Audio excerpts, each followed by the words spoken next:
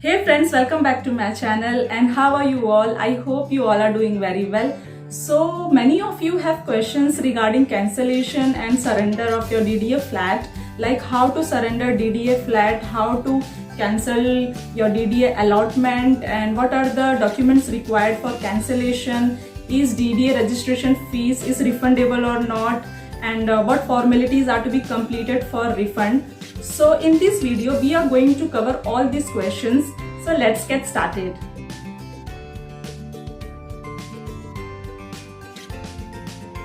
Friends, you have to submit your request letter in DDA office at Vikas Sadan at counter number 4, and then your cancellation form could either be obtained online or from DDA portal, or you can take it from DDA office as well. Along with that, you have to submit this list of documents.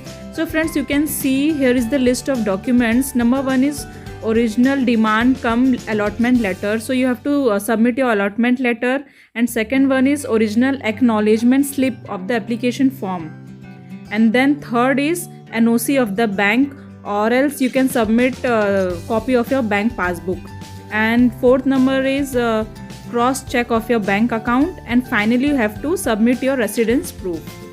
There will be no surrender charges if the applicant surrenders the flat within 15 days from the lottery date. So friends, here is the list of surrender or cancellation charges. As I told you that if you decide to surrender the flat within 15 days, then there will be no charges on you. But if you decide to surrender after 15th day from the date of issue of your allotment letter, then 10% of the application money will be deducted. And from 30 to 90 days of the issue of the allotment letter, half of the application amount will be taken by DDA from allottee. And friends, if you are applying after 90 days for cancellation, then there will be no refund for you.